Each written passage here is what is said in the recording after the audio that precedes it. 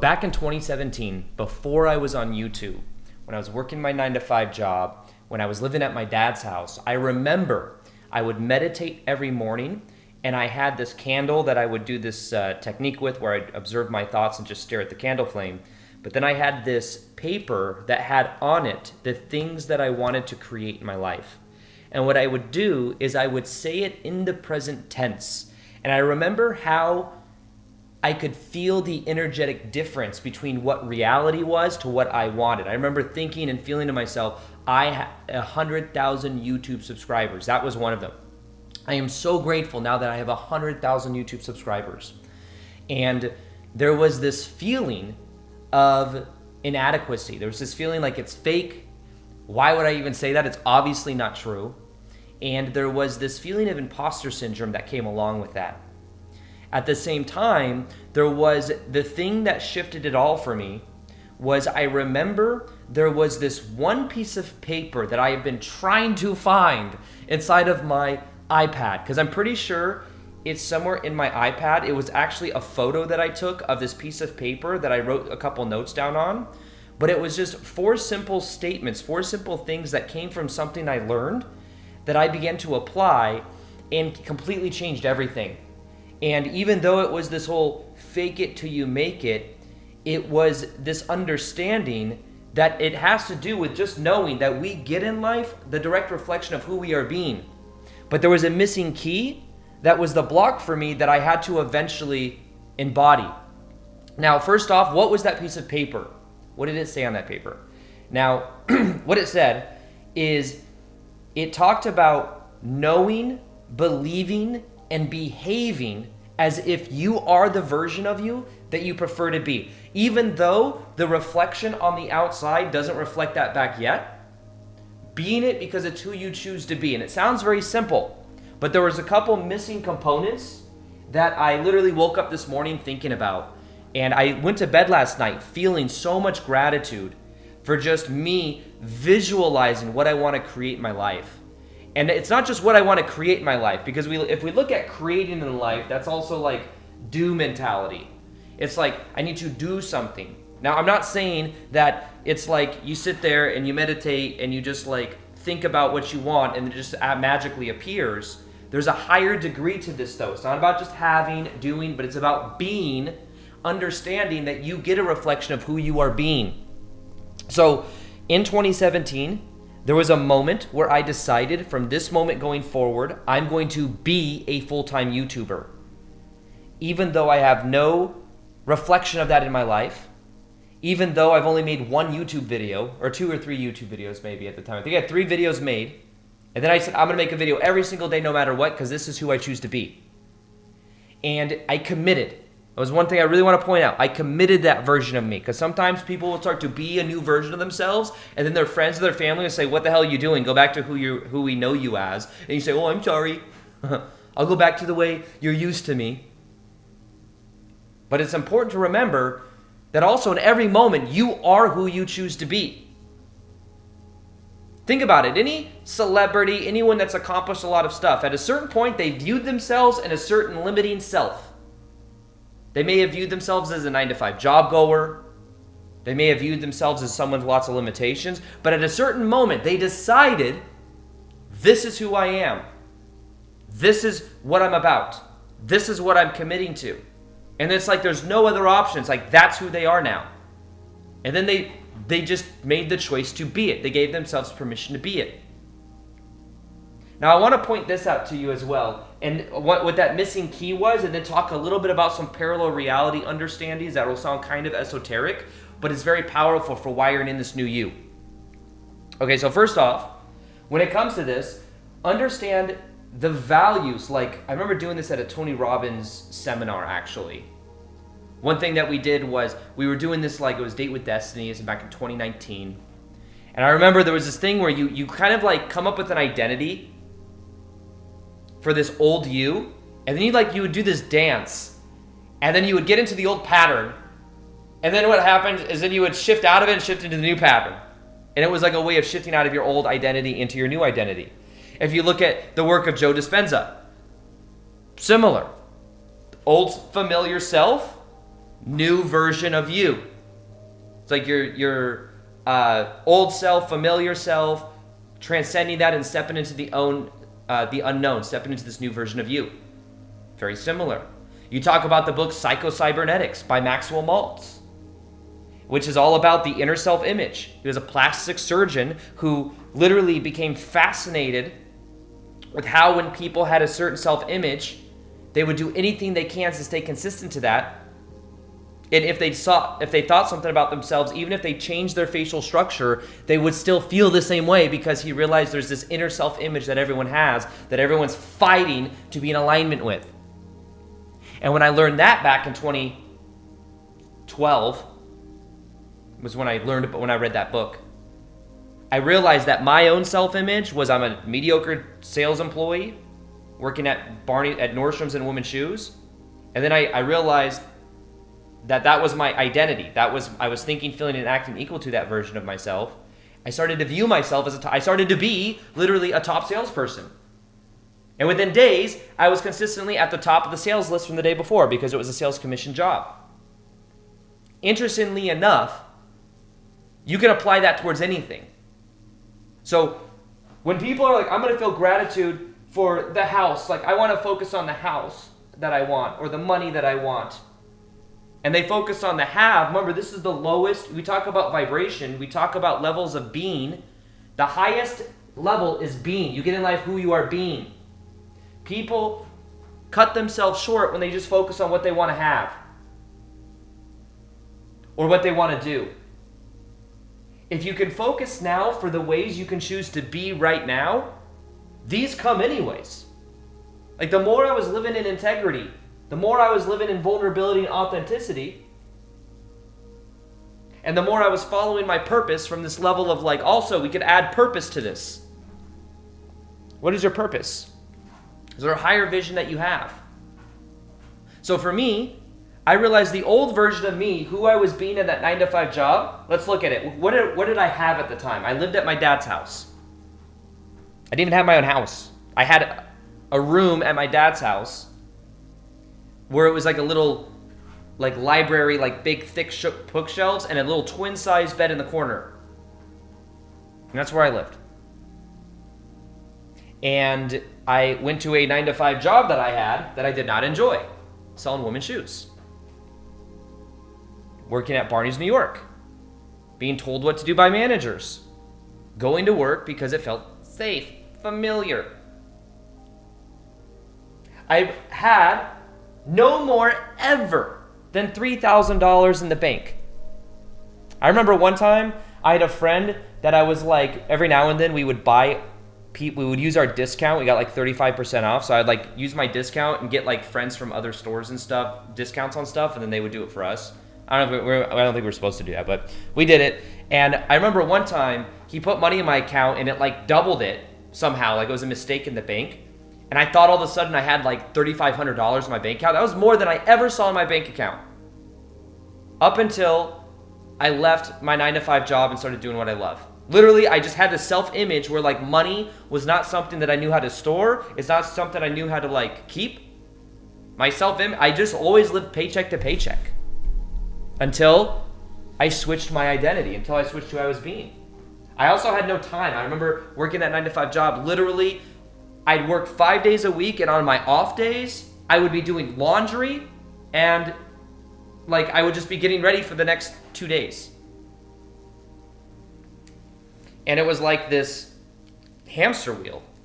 That's what I had. What was I doing? I was going to a 9-to-5 job. I was being told what to do. I had this familiar energy pattern. I was thinking, feeling, and acting equal to that version of me. And who was I being? I was being somebody that valued safety. I was being somebody that valued the familiar. And then also, that was a version of me was like one that felt validated having a 9-to-5 job and was afraid of being this version of me because I thought maybe that meant there would be like there was a part of me that valued validation.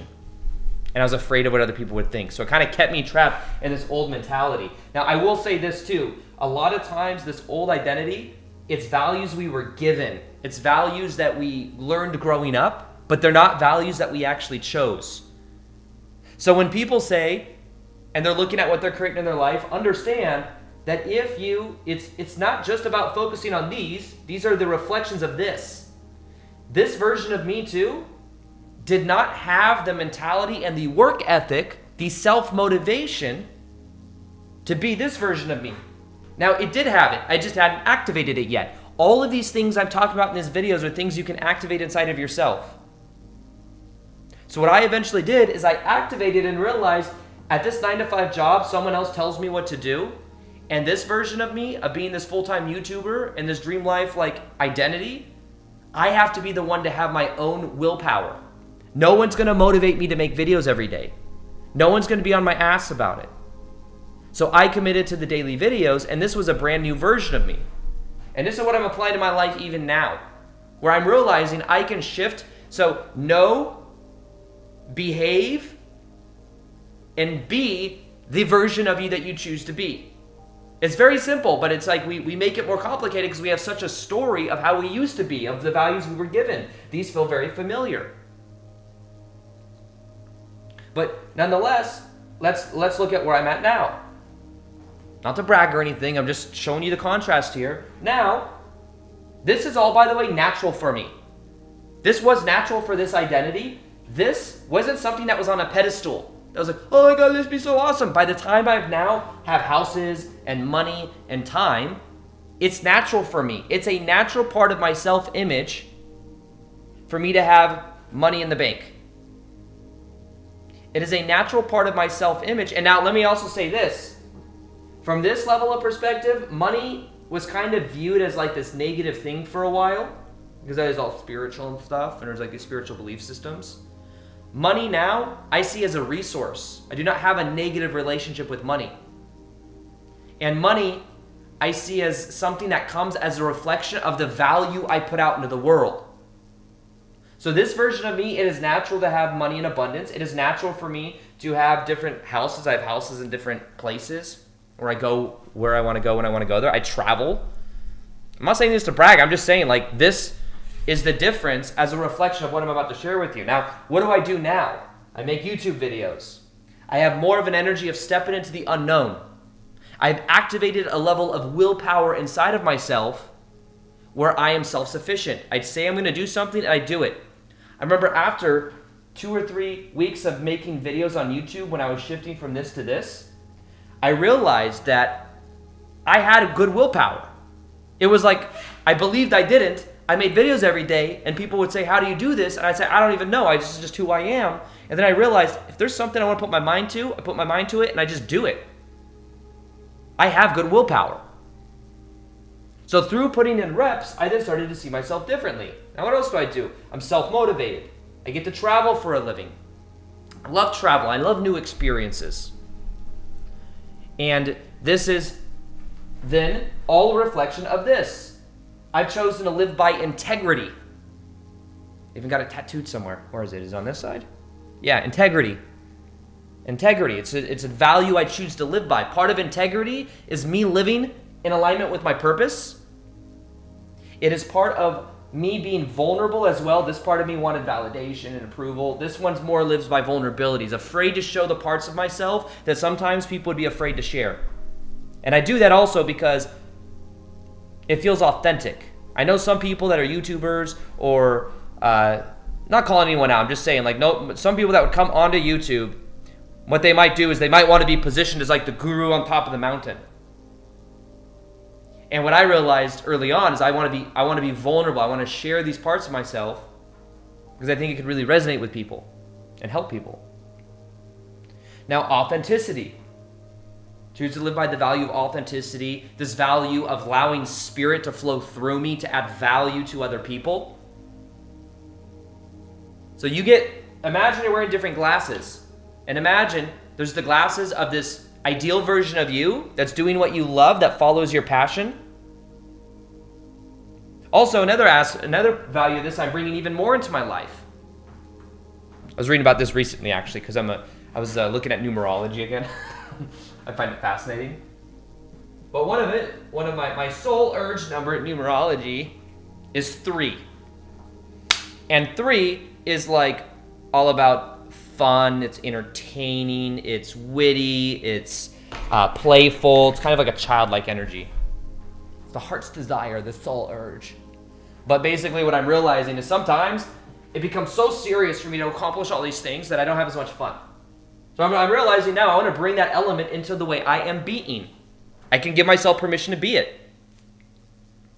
And what you do is when you look at these different values are these virtues you choose to live by.